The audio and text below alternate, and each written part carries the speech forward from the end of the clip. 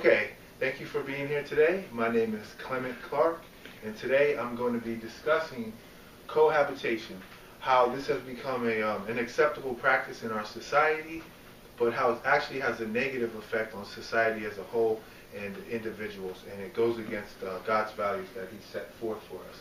Now, the first thing I want to do is I want to explain what do I mean when I say cohabitation. What I'm going to be talking about in this speech, when I say cohabitation, what I mean is that these are unmarried couples that have chosen to live together. And also, when I say couple, I mean one man and one woman. So these are the terms, this is the definition that I'm using when I say cohabitation. Now, I've done a lot of research on this. I've spoken to a lot of people, and myself, I'm in a relationship where I'm not married, and me and my girlfriend have had to decide whether we want to accept what modern society says is okay, or whether we want to go by God's values. So that's what I'm going to be discussing today. Now, according to the Family Research Council, in 1960 there was less than 1 million couples that were cohabitating together. But now in 2011, they actually found out that there were 7.6 million couples that were cohabitating. So we've seen a drastic increase in the amount of cohabitating couples. And in contrast, there were actually only 2 million couples that got married in 2011. So you can see there was 3 times as many people who were cohabitating as compared to that actually got married. Now, I'm going to talk about 3 main points tonight, and those 3 points are that cohabitation devalues marriage, it destabilizes people's lives, and thirdly, it undermines God's authority. So these are the 3 main points we're going to look at.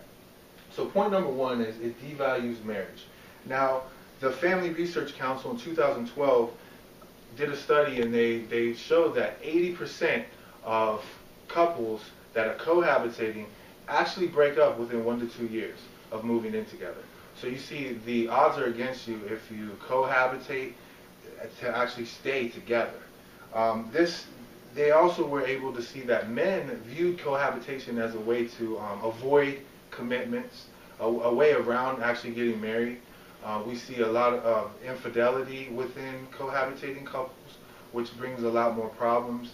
STDs are higher if you're cohabitating than compared to getting married. So we just see a lot of problems. Mainly, it undermines the commitment that 2 people make together. This brings me to point number 3, which is it destabilizes people's lives.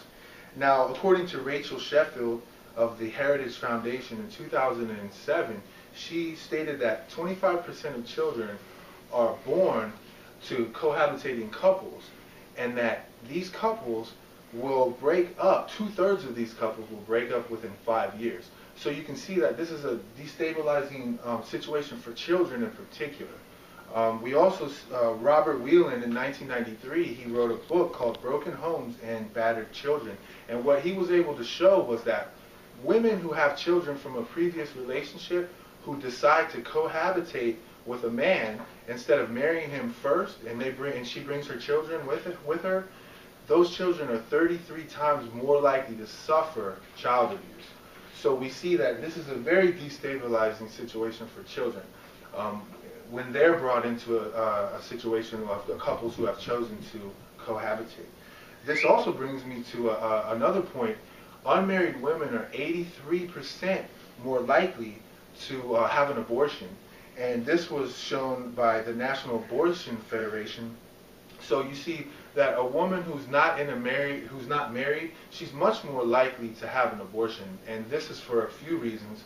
One of the main reasons is married couples tend to view a pregnancy as just another step in the marriage, whereas an unmarried woman can tend to look at a pregnancy as a bad thing, a negative thing.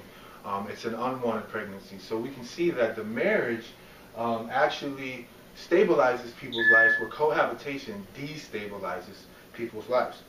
This brings me to the 3rd point, which is cohabitation undermines God's authority. And basically what that means is the world today, the modern society today, has said that cohabitating is perfectly fine. It's an acceptable part of society. Whereas God, His morals, and His values has stated that the marriage bed is undefiled, and marriage is the institution that he has given men and women to come together and to have kids and to raise kids in a stable environment. So these are the things that we want to think about, and we want to recognize that marriage is a stabilizing force, whereas cohabitation is an unstabilizing force. So the main points that we discussed tonight are cohabitation. It devalues marriage, mainly the commitment. It destabilizes people's lives, in particular the lives of children, and it also undermines God's authority. So when we think about this, I would encourage couples who are not married to get married before they move in together, and to really, if you want to follow the values and the morals of God, then you would not cohabitate, you would actually get married before you move in. So I thank you for your time tonight, and good night.